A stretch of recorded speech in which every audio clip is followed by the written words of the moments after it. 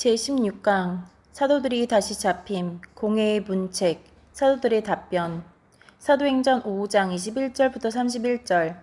그들이 듣고 새벽에 성전에 들어가서 가르치더니 대제사장과 그와 함께 있는 사람들이 와서 공회와 이스라엘 족속의 원로들을 다 모으고 사람을 옥에 보내어 사도들을 잡아오라 하니 부하들이 가서 옥에서 사도들을 보지 못하고 돌아와 이르되 우리가 가보니 옥은 든든하게 잠기고 지키는 사람들이 문에 서 있으되 문을 열고 본즉 그 안에는 한 사람도 없더이다 하니 성전 맡은 자와 제사장들이 이 말을 듣고 의혹하여 이 일이 어찌 될까 하더니 사람이 와서 알리되 보소서 옥에 가두었던 사람들이 성전에 서서 백성을 가르치더이다 하니 성전 맡은 자가 부하들과 같이 가서 그들을 잡아왔으나 강제로 못하면 백성들이 돌로 칠까 두려워함이더라. 그들을 끌어다가 공회 앞에 세우니 대제사장이 물어 이르되 우리가 이 이름으로 사람을 가르치지 말라고 엄금하였으되 너희가 너희 가르침을 예루살렘에 가득하게 하니 이 사람의 피를 우리에게로 돌리고자 함이로다. 베드로와 사도들이 대답하여 이르되 사람보다 하나님께 순종하는 것이 마땅하니라. 너희가 나무에 달아 죽인 예수를 우리 조상의 하나님이 살리시고 이스라엘에게 회개함과 죄사함을 주시려고 그를 오른손으로 높이사 임금과 구주로 삼으셨느니라. 그들이 듣고 새벽에 성전에 들어가서 가르치더니 대제사장과 그와 함께 있는 사람들이 와서 공회와 이스라엘 족속의 원로들을 다 모으고 사람을 옥에 보내어 사도들을 잡아오라 하니 사도들이 천사들로부터 명령을 듣고 새벽에 성전에 들어가서 가르쳤다고 했습니다. 아마도 그들이 인간적인 생각을 했다면 다시 성전에 들어가서 말씀을 전할지 망설였을 것입니다. 그러나 주의 사자가 명했으므로 그들은 조금도 지체하거나 상호간의 격론을 벌이지 않았고 즉시 그 명령을 수행했습니다. 그들은 옥에서 풀려나자마자 새벽에 성전에 들어갔습니다. 즉 성전 문이 열리고 사람들이 모이기를 시작하자마자 복음을 가르친 것입니다. 새벽부터 성전에 나와 기도하던 사람들이 석방된 사도들로부터 거룩한 말씀을 듣게 된 것입니다. 그 새벽에도 복음을 듣고 구원받아야 할 사람들이 있었던 것입니다. 그렇지 않았다면 하나님께서 천사까지 보내어 옥문을 열고 잠자는 제자들을 끌어내어 그 새벽에 성전에 가서 말씀을 전하라고 명하시지 않았을 것입니다. 그야말로 복음의 모든 보화가 그들의 수중에 있고 그들이 잠잠하면 복음의 생명 근원이 막혀버리기 때문이었습니다. 여기서 우리는 어떤 일정한 시간이나 우리가 편한 시간에만 복음을 전하고 가르쳐서는 안 된다는 것을 알 수 있습니다. 하나님께서는 언제 어디서든지 복음을 들을 자들이 있는 곳이라면 보내십니다. 우리는 눈으로 보기에 상황이 좋든 좋지 않든 우리 앞에 있는 사람들에게 기회를 놓치지 않고 복음을 전해야 하는 것입니다. 그러므로 인간의 기분이나 감정이나 생각에 얽매이는 자는 이 거룩한 일을 제대로 할 수 없습니다. 대제사장과 그 일당은 사도들이 옥에서 나온 것은 꿈에도 알지 못하고 그리스도와 복음을 박해하는 일을 공모했습니다. 전에도 그들은 대제사장들의 문중이 모인 자리에서 감금했던 사도들을 소환했습니다. 장로들까지 포함하여 예루살렘에 있는 산부의 관리들이 다 모였습니다. 70명으로 구성된 사내들인 공회와 다른 두 재판기관, 즉 하나는 성전 외곽문에 세워져 있고 하나는 내부, 즉 미문 안에 있는 기관으로서 각각 23명의 재판관으로 구성되었으므로 그들이 모두 참석했다면 전부 116명의 재판관들이 모인 것입니다. 하나님께서 말씀하시기를 대적들이 일어나고 사도들이 그들을 대적하여 증거함으로 더욱 널리 전파된다고 하셨는데 과연 그대로 된 것입니다. 부하들이 가서 옥에서 사도들을 보지 못하고 돌아와 이르되 우리가 보니 옥은 든든하게 잠기고 지키는 사람들이 문에 서 있으되 문을 열고 본즉 그 안에는 한 사람도 없더이다 하니 이렇게 모인 그들 모두는 곧바로 실망하고 수치를 당하게 됩니다. 죄수들을 재판장에 끌고 오려고 간 부하들은 돌아와서 보고하기를 옥은 든든히 잠겨있고 지키는 사람들도 자리를 비우지 않았다. 그런데 우리가 가보니 죄수들이 보이지 않더라 했습니다. 참으로 놀라운 일이 벌어진 것입니다. 감옥의 문을 열 때는 소리가 나고 사람들이 걷는 소리가 분명히 들렸어야 하는데 아무것도 들리지 않았고 보이지도 않았습니다. 간수들이 졸지도 않고 자리를 이탈하지도 않고 분명히 경비를 서고 있었는데 하나님께서 그들의 눈과 귀를 가리신 것입니다. 하나님은 지금도 성령 충만한 전도자들을 내세워 복음을 전파하고자 하실 때에 그들을 해치려는 시도가 있다면 그 어떤 시도도 성공할 수 없도록 반드시 역사하십니다. 예나 지금이나 하나님은 천사들을 보내주셔서 직접 전도자를 돕고 지켜주십니다. 물고기 뱃속에서 오물과 같이 이리저리 흔들렸던 요나의 경우에도 목숨이 끊어지지 않았습니다. 그 속에서 산소 공급이 되었겠습니까? 하나님께서 그 물고기 윗속에 어떠한 특별한 공간을 마련해 놓으시고 그 안에 상당량의 산소가 공급되거나 생성되도록 하셨을 것입니다. 이 모든 것을 천사를 통해 이루신 것입니다. 전적으로 자신을 하나님께 맡기고 복음 전하는 일을 위해 죽음도 두려워하지 않으며 그 생명의 말씀에 빠짐없이 충성되게 전하는 사람이라면 하나님은 지금도 이렇게 천사들을 동원하여 도우시는 것입니다. 그런데 여기서 우리가 유의할 것은 이토록 놀라운 사도들의 체험이 성령 충만 받기 전에 있었던가 하는 것입니다. 예수님이 체포당했을 때에도 이런 일이 없었습니다. 베드로가 예수님을 살며시 따라가다 사람들에게 발견되었을 때 3번이나 예수를 저주하며 부인했습니다. 지금 여기에서 베드로의 탈출을 돕던 천사가 당시 그와 함께 있었다면 그는 사람들의 눈에 띄지 않았어야 합니다.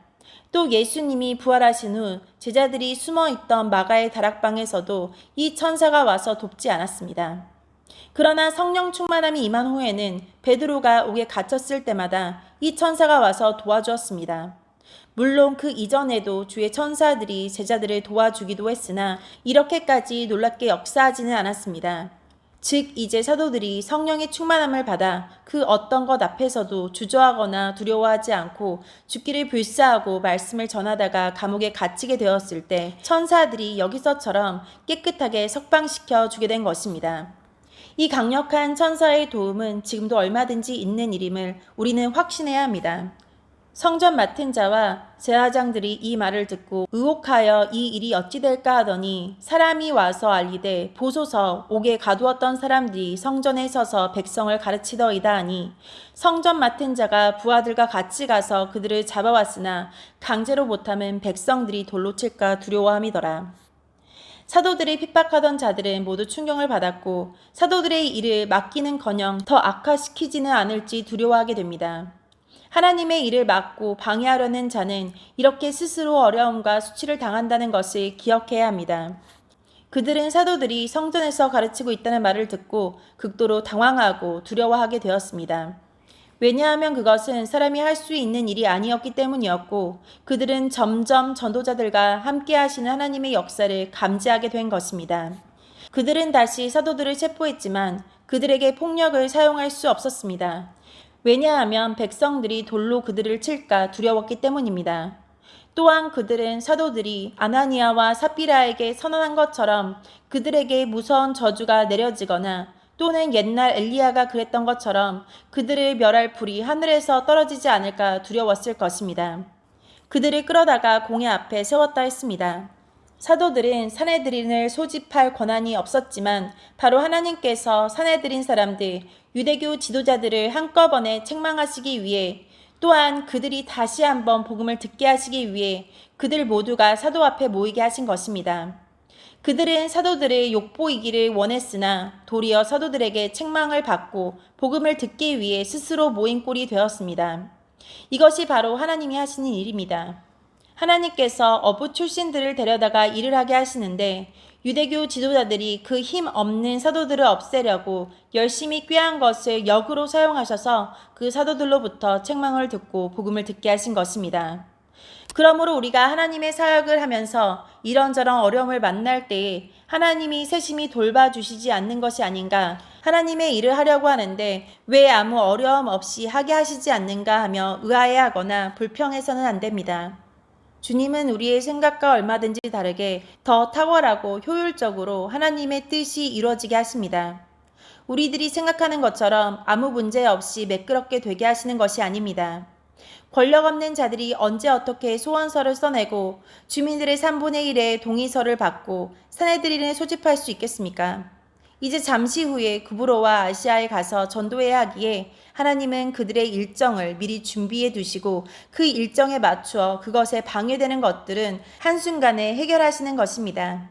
그러나 실제로는 이 사도들을 인간의 눈으로만 보면 그저 쫓겨다니고 잡히고 위협을 당하는 상황이었습니다. 고난만 당하는 것 같으나 사실은 아주 일이 신속하고 효과적으로 진전되는 것이었습니다. 우리는 주님이 하시는 일을 믿고 놀라거나 두려워하지 말고 낙심하지 않으며 주의 일에 충실해야 합니다. 그런데 이것은 우리의 의지와 결심만으로는 안 되고 성령 충만함을 받아야 합니다. 인간들의 생각과 다른 방법으로 모든 뜻을 이루시는 하나님 앞에서 우리가 신속히 모든 일을 감당할 수 있으려면 성령 충만함을 입어야 하는 것입니다. 전도자들이 나가는 앞길에는 때로 맹수가 달려들기도 하여 있는 힘을 다해 도망쳐야 했습니다. 시내의 이끼 등에 미끄러져 큰 사고를 당할 위험도 있었고 강을 건너다가 빠지거나 휩쓸릴 위험도 있었습니다. 그러나 그때마다 천사가 와서 간단히 해결해 주지 않았습니다. 사도들도 이끼에 미끄러져 부상을 당하기도 하고 물에 빠져 온갖 고생을 하기도 했으며 이렇게 일하다가 굶기도 하고 죽기도 했습니다. 하나님은 얼마든지 까마귀를 통해서도 음식을 물어오게 하실 수도 있었고 돌을 떡덩이가 되게 하실 수도 있었으나 언제나 그렇게 하시진 않았습니다. 우리가 다 알 수 없는 하나님의 신비로운 뜻이 있었던 것입니다. 그럼에도 불구하고 묵묵히 참고 이기고 시험에 빠지지 않고 꿋꿋하게 하려면 단지 강한 의지와 담력만을 가지고서는 안 됩니다. 바로 성령 충만이 필요한 것입니다. 성령이 그 사람의 영과 육을 완전히 사로잡아서 어떤 상황에서도 낙심치 않고 담대하고 능력 있게 모든 일을 할 수 있게 하십니다. 예루살렘 교회, 즉 마가의 다락방에 거하던 마가 요한이라는 청년이 있었습니다. 바울과 바나바가 이곳에 왔을 때에 마가 요한은 바울과 바나바에게 맡겨졌습니다. 1차 전도 때에 구브로에서 터키 남부 지방의 항구로 들어가기 시작할 때에 마가 요한은 그 앞에 놓여있는 험난한 산을 보았고 그곳에는 맹수와 도적대가 들끓고 있다는 사실을 알았습니다. 바울과 바나바는 그런 것에 개의치 않고 나아가는데 훨씬 젊은 마가 요한은 두려워서 돌아가 버렸습니다. 성령 충만하지 않은 사람은 성령 충만을 받은 사람과 끝까지 함께 할 수 없다는 것이 바로 이런 것입니다. 성령 충만한 사람은 성령의 강권적인 인도를 받아 모든 것을 뛰어넘어 생각하고 행할 수 있습니다. 때로는 다른 사람들이 보기에는 정신이 나간 것처럼 보이고 비참하게 보이는 상황도 담대하게 헤쳐나갑니다.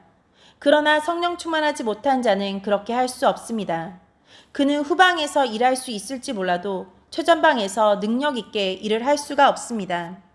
이르되 우리가 이 이름으로 사람을 가르치지 말라고 엄금하였으되 너희가 너희 가르침을 예루살렘에 가득하게 하니 이 사람의 피를 우리에게로 돌리고자 함이로다. 우리가 너희에게 엄금했다 했습니다.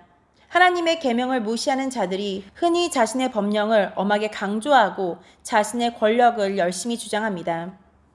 베드로와 사도들이 대답하여 이르되 사람보다 하나님께 순종하는 것이 마땅하니라. 바로 그때 베드로는 하나님의 권위가 그들의 권위 위에 있으며 그러므로 그들의 명령보다 하나님의 명령을 따라야 한다고 즉각 대답합니다. 대제사장들조차 이 사실을 모르고 있었던 것입니다. 베드로와 사도들은 다 같은 말을 했습니다. 그들이 따로 신문을 받았다 할지라도 그들은 말하게 하시는 하나님의 인도하심에 따라 한 사람같이 같은 말을 했던 것입니다. 무엇을 말해야 할지 알게 해주시겠다는 주님의 약속에 의지하여 그들은 담대하게 저들 앞에 입을 벌리고 과연 성령이 그들에게 알게 하신 대로 증거했던 것입니다. 그들은 사내들인의 명령에 불복종한 타당한 이유를 밝혔습니다.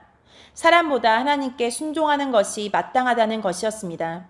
그들은 그 위험한 장소에서 자기들이 기적을 일으키는 능력에 호소하지도 않았습니다. 그저 인간이 지켜야 할 최고의 도리, 즉 우선 하나님의 명령에 순종했던 것을 말했습니다. 비록 제사장들이 금하고 있지만 하나님께서 그들에게 그리스도의 이름으로 모든 것을 가르치라고 명령하셨기에 반드시 그 일을 행해야 한다는 것입니다. 대제사장들은 하나님의 명령에 불복종하는 것을 처벌해야 하는데 오히려 자기들에게 불복종한다고 처벌하는 짓을 하고 있습니다. 그들은 하나님을 적대하는 자들이요 그 행위에 대해 마땅히 책임을 져야 했던 것입니다. 여기서 베드로와 사도들은 그야말로 하나님을 경외하는 신앙을 가지고 있음을 분명히 보여주었습니다. 자칫 죽을 수도 있는 위험한 상황에서 진정 하나님을 경외하는 신앙이 없이는 그렇게 대답할 수 없는 것입니다. 이들의 대답은 제사장들과 산헤드린의 권위를 백성들 앞에서 짓밟는 것이 되기도 합니다. 그 결과는 어떠했을까요? 그들은 결코 사도들을 죽일 수 없었습니다. 성령이 충만한 자들, 진정으로 하나님을 경외하는 자들이야말로 죽을 때가 오직 하나님의 손에 맡겨져 있습니다. 그 전에는 누구도 그들을 죽이지 못합니다. 사도 바울은 수도 없이 죽을 고비를 넘겼습니다.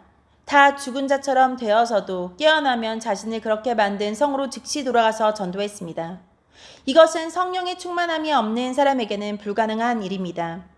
원래대로라면 명줄이 끊어져야 하는데 아직 죽을 때가 되지 않았으므로 천사가 도와 시체처럼 된 신체가 힘을 얻고 일어섰으며 그가 사명을 수행하는 동안에 상처는 아물어지고 건강이 회복된 것입니다.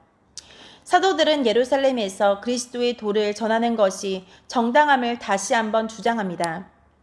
너희가 나무에 달아 죽인 예수를 우리 조상의 하나님이 살리시고 이스라엘에게 회개함과 죄사함을 주시려고 그를 오른손으로 높이사 임금과 구주로 삼으셨느니라. 사도들은 제사장들이 예수에게 행한 죄악을 정면에서 책망합니다. 너희가 나무에 달아 죽인 예수라 했습니다. 사도들은 죽음의 위협 앞에서 그들의 잘못을 정확하게 지적하고 엄히 책망했습니다. 그를 죽인 것이 바로 너희다라고 말한 것입니다. 하나님의 일꾼들은 명백한 죄를 지적하고 책망하는 일을 두려워해서는 안 됩니다. 그것이 바로 그리스도의 대언자이며 사명입니다. 그러므로 우리는 진리를 담대하게 선포할 뿐만 아니라 그 진리를 어기고 범죄한 행위들에 대하여 묵인하지 말고 지적하고 책망하는 것도 소리 높여 해야 합니다. 베드로는 하나님을 우리 조상의 하나님이라고 말합니다. 이것은 그들이 그리스도를 전하는 것이 어떤 새 신을 섬기려 하는 것이 아니요 다른 신을 예배하도록 하는 것이 아님을 보여줍니다. 사도들은 모세와 선지자들의 계명과 반대되는 법령을 세우려는 것이 아니라 유대인의 조상의 하나님을 성실히 섬기고 따른다고 말하는 것입니다. 사도들이 전한 그리스도의 이름은 조상들에게 주신 약속의 응답이요 하나님이 보내실 메시아가 바로 그 예수라는 것과 예수님이 하나님께서 그들에게 주신 율법의 원형이요 원천이라고 가르쳐 주는 것입니다. 아브라함과 이삭과 야곱의 하나님은 곧 우리 주 예수 그리스도의 하나님이시요 아버지시라는 것입니다. 이 하나님이 일으키셨다 했습니다. 너희가 그를 죽였으나 하나님께서 그를 살리셨으니 그러므로 너희는 하나님과 이 예수에 대하여 다투고 있는 것이다. 그렇다면 우리가 어느 편에 서야 마땅한 것인가 하는 것입니다. 그 하나님이 그를 오른손으로 높이셨다 했습니다. 너희가 그에게 치욕을 가했으나 우리 조상의 하나님이 그를 명예로 관씌우셨으니 하나님이 명예롭게 한 그분을 너희도 존귀히 여겨야 한다는 말입니다. 오른손으로 높이셨다는 말은 하나님이 그의 권능으로 높이셨다는 말입니다. 하나님께서 예수께 가장 높은 위엄을 주시고 또한 가장 높은 권능을 맡기셨으며 그에게 모든 이름 위에 뛰어난 이름을 주셨기 때문에 우리가 그의 이름으로 가르쳐야만 한다는 것입니다. 하나님께서 그를 임금과 구주로 삼으셨다 했습니다. 예수가 임금이므로 그는 그의 나라의 법령을 선포할 수 있고 그가 구세주이심으로 우리가 그를 믿어 죄에서 구원받으라고 말하는 것이다 라고 한 것입니다. 우리가 진정으로 예수를 우리 임금으로 받아들이지 않는다면 그는 우리의 구세주가 될 수 없습니다. 심판을 받아 멸망을 당할 우리가 그 예수를 믿음으로 죄 사함 받고 구원 얻게 된 것입니다. 그러므로 모든 죄인들은 예수를 임금이요 구주로 믿고 받아들여야만 합니다. 그렇지 않으면 임금이신 예수로 말미암아 죄에 대해 심판을 받고 영원한 지옥으로 떨어질 수밖에 없습니다. 여기서 또한 중요한 것은 하나님은 우리가 죄를 가지고 있는 상태에서 구원하시는 것이 아니라 우리로 하여금 죄를 용서받고 구원 얻게 하신다는 것입니다. 선하고 거룩한 임금 예수는 결코 죄를 묵인하실 수 없기에 우리가 죄를 그대로 가지고 있으면 우리를 심판하실 수밖에 없습니다. 그러나 우리가 그를 구주로 믿는다면 그 임금은 우리의 죄를 사하시고 구원해 주십니다. 예수님은 믿는 자들뿐 아니라 모든 불신자들도 통치하고 다스리십니다. 어떤 인간도 이 예수의 지배와 통치에서 자유로울 수 없습니다. 모든 인간은 나면서부터 이 임금 예수 앞에서 죄인입니다. 예수를 유일하신 임금으로 인정하지 않고 구주로 영접하지 않는다면 그것은 예수를 부정하고 마귀를 임금으로 삼는 것이 됩니다. 즉 그런 자들은 마귀와 더불어 예수를 반역하고 대적하는 죄를 저지르게 됩니다. 그들은 일생 동안 이러한 죄를 지었으므로 영원한 지옥불에 떨어져야 마땅한 것입니다. 우리가 예수님을 구주로 믿을 뿐 아니라 임금으로 삼고 살아갈 때에 무엇도 우리의 적수가 될 수 없습니다. 우리가 이 예수의 복음을 전파하고 나갈 때에, 즉 예수만이 우리의 임금이요 구주임을 전파할 때에 그 어떤 세력도 이것을 막을 수가 없습니다. 또한 예수가 유일하신 임금이요 구주이심을 선포하는 것이야말로 그것을 받아들이지 않는 자들에게 심판이 됩니다. 복음을 듣고도 끝까지 거절하면 이미 들은 그 복음에 의해 영원한 멸망을 언도받는 것입니다. 이와 같이 복음을 전파하는 일은 죄인을 영원히 살리는 일, 혹은 영원한 멸망을 선포하는 참으로 놀라운 일입니다. 우리 복음 전파자들은 이 사실을 명심하여 복음 선포하는 일을 참으로 영광스럽게 여기며 당당하게 해야 함을 명심하시기 바랍니다.